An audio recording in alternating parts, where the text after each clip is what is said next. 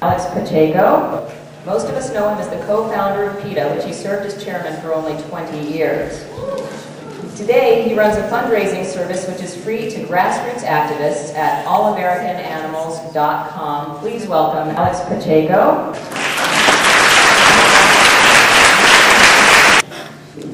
Good evening. When Dr. Hirschhaft asked me to speak tonight, I said, fine, what would you like me to speak about? He said, well, there are going to be a lot of new people there, so why don't you talk about how you got involved in animal rights? And I said, fine, but there's just be one problem with that. That was so long ago, I can't possibly remember. So he said, no problem, just make stuff up. I said, okay, so here I am.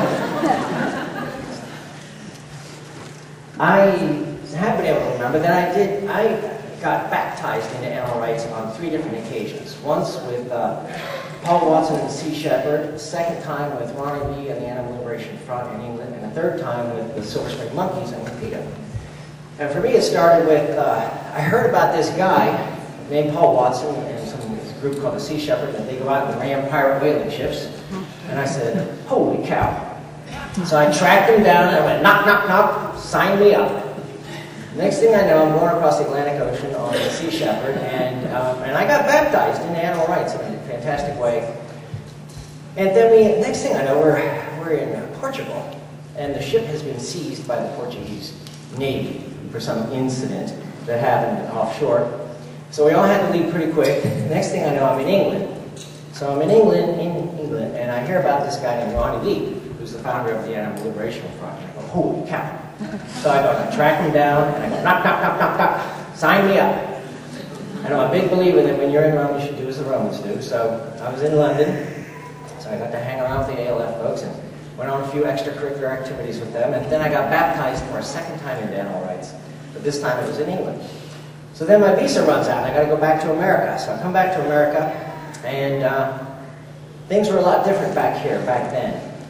I remember one of our biggest problems, anyhow, we were always being ridiculed by the other side openly and publicly. They would just call us out in public. They would call us little old ladies in tennis shoes.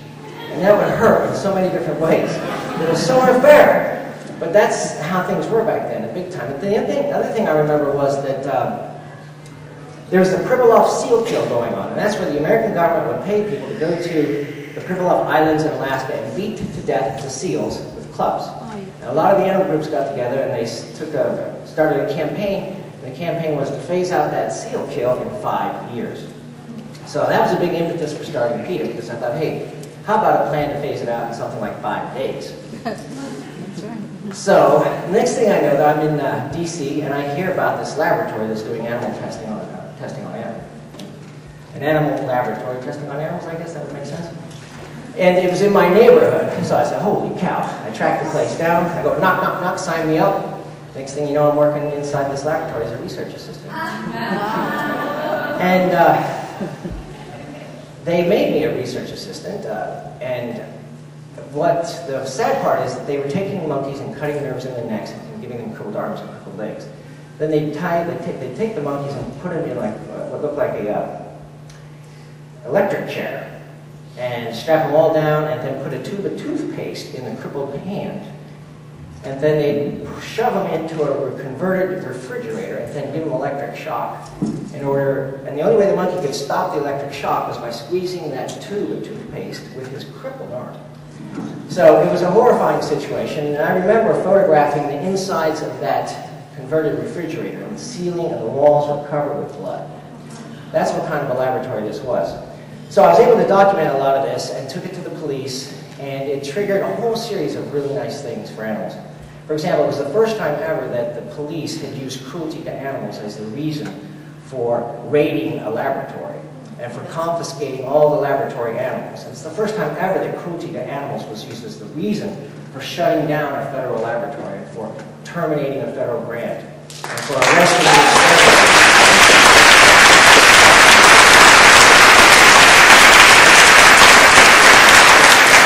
So a whole series of really nice things happened, and I have 5 minutes, okay? And let's see what happened after that. So it started a big struggle. In a way, it was a beautiful thing because it really brought the animal community together in a terrific way. On the flip side, it also brought all of our enemies together in a big way. We had every everybody from the American Medical Association, the American Psychiatric Association, the American Psychological Association, every single association you can think of on the other side, teamed up against us. And we had battles, just nasty, long, prolonged marathon battles in 3 arenas: the courts, the Congress, and the media. And most of the time we were kicking their butts and winning, and very publicly winning and beating them, which was very refreshing. To give you an idea of how much media coverage we received, for example, it was on every page, on the front page of every paper, from here to the Soviet newspaper TASS. Even in the Soviet Union, they're talking about mutilated laboratory animals. And one example I'll never forget was that there's this little radical rag of a newspaper, I think you've probably heard of it, called Wall Street Journal. And they, on the front page of the journal, there was a blurb once that said, a story about something like this. It said, a Wall Street Journal reporter asked the White House spokesperson, hey, what are the top 3 issues that the White House is hearing about from the American people? And the White House spokesperson said, oh, let me find out, I'll get back to you. Gets back to the Wall Street Journal guy and he says, okay, the top 3 issues that the White House is hearing about from the American people are, number 1, the war. I don't remember what war it was, but whatever war was going on at the time. Number 2 was the high rate of unemployment. And number 3, the number 3 issue was the Silver Spring monkeys. And that's what the Wall Street Journal said that the White House said about this. So we were having a field day in some ways, and the beautiful thing is that it wasn't just the Silver Spring monkeys, it was animal researchers being caught red-handed torturing laboratory animals. That's what it really was. That's what Silver Spring monkeys means. And in Congress, we had some congressmen who were willing to introduce federal legislation to free mutilated laboratory animals. Over 200 members of Congress co-sponsored this legislation to free mutilated animals. Over 55 United States senators came on board, even from the far left, from Senator Ted Kennedy to the far right, with Senator Jesse Helms signing on public letters calling for the government to release these mutilated laboratory animals. And in the courts, as I tell you, the courts was a, how do you call that, a lawyer's fantasy come true. There were so many lawsuits going on. Everybody was suing everybody. There were lawsuits, I remember being involved with 6 or 7 lawsuits simultaneously, going actively simultaneously, not dormant. There were lawsuits in Louisiana, Louisiana, in Maryland, in Virginia, in the District of Columbia. There were lawsuits in the civil courts, in the circuit courts, in the district courts, in the federal courts, in the state courts, in the criminal courts, in the civil courts. Because not only were some of the researchers getting arrested, but a lot of the animal people were getting arrested as well. 3 minutes.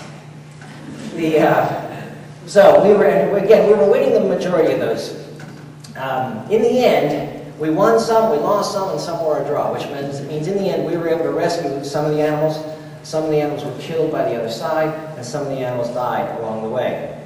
But the beautiful thing, I think the legacy of the Silver Spring monkeys is that they really gave birth to tens of thousands of new animal activists. They helped convert many Americans into animal welfare people, and many animal welfare people into animal rights people, and many animal rights people into animal liberation type people. And I think the animal liberation type people just jumped off a bridge or something. I don't know what they did. And so I always think about these animals as sort of like astronauts. And you might wonder, monkeys, astronauts? I don't know.